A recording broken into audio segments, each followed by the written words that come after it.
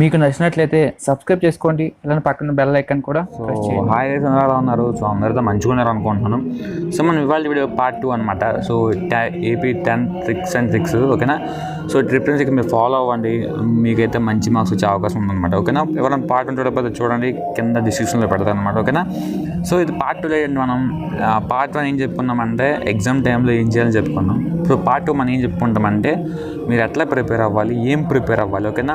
So చాలామంది study materials అని prepare అవుతుంది, అది ఓకే బాగుంది. బట్ స్టడీ మెటీరియల్ అనేది మనం స్కూల్ చేసుకుంది కాబట్టి దానికి అంత ప్రియారిటీ ఇవ్వకపోవచ్చు అనమాట. సో టెక్స్ట్ బుక్స్లో అందరికీ సేమ్ అండి టెక్స్ట్ బుక్స్ కదా. సో ఫస్ట్ పాయింట్ ఏంటంటే మీరు టెక్స్ట్ బుక్ తీసుకోండి. ప్రతి లెసన్లో ఉన్న టెక్స్ట్ బుక్ క్వశ్చన్స్ వెనకాల లాస్ట్లో క్వశ్చన్స్ ఉంటాయి, కొన్ని క్వశ్చన్స్ 3-4 క్వశ్చన్స్ 5-6 క్వశ్చన్స్ ఉంటాయి అనమాట. సో ఫస్ట్ మీరు అవైతే మీరు కన్ఫామ్గా ప్రిపేర్ అయినా ట్రై చేయండి. అవి మాత్రం ఇట్టి మధ్యలో స్కిప్ చేయొద్దు, ఓకేనా. చేయాల్సిన ఫస్ట్ పాయింట్ ఏంటంటే టెక్స్ట్ బుక్ తీసుకొని ప్రతి లెసన్ వెనకాల క్వశ్చన్స్ కానీ ఉంటాయి, ఓకేనా, అవి చదవండి. అది చేయాల్సిన first point. So second point ఏంటంటే చాలామంది బిట్స్ దగ్గర చాలా ప్రాబ్లమ్స్ చేస్తూ ఉంటారు. ఆ బిట్స్ లైట్లే ఏదో పెట్టచ్చులే అనుకుంటాను. సో దాంట్లో మీరు పప్పులో కలుస్తారనమాట. సో బిట్స్ కూడా టెక్స్ట్ బుక్ వెనకాల క్వశ్చన్ తర్వాత బిట్లు ఉంటాయి అనమాట, ఓకేనా. మినిమం 10 బిట్స్ ఉంటాయి దాంట్లో కూడా. సో 10 బిట్లు మీరు కన్ఫామ్గా ప్రిపేర్ అయ్యారనుకోండి, లెసన్ నుంచి మనకి మినిమం 2 క్వశ్చన్స్ వస్తాయి అనమాట. 2 క్వశ్చన్స్ మీన్స్ 2 బిట్స్ వస్తాయి అనమాట, ఓకేనా.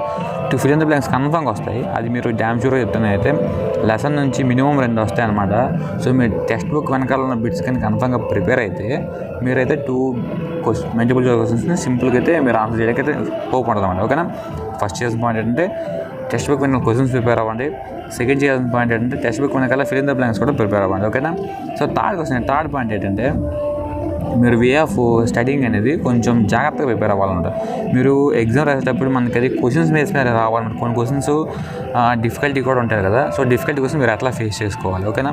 సో మీరు క్వశ్చన్స్ అనేవి స్టడీ మెటీరియల్ ప్రకారంగా ప్రిపేర్ అయితే మనకు అక్కడ కొంచెం ప్రాబ్లం అవుతుంది అనమాట. సో మీరు టాపిక్స్ వైజ్ ప్రిపేర్ అవ్వండి క్వశ్చన్స్ అనేవి. ఇప్పుడు లెసన్ అనేది మొత్తం చదవాల్సి ఉంటుంది మనకి, ఎందుకంటే మనం మార్క్స్ కల్లా లెసన్ మొత్తం ప్రిపేర్ అవ్వాల్సి ఉంటుంది కదా. లెసన్ మొత్తం బాగా ప్రిపేర్ అవ్వండి. అండ్ సో క్వశ్చన్స్ అనేవి మీరు టాపిక్ వైజ్గా ప్రిపేర్ అయితే ఏ క్వశ్చన్స్ వచ్చినా సరే మీరు ఎందులో రాయగలిగేలాగా ఉంటారన్నమాట, ఓకేనా.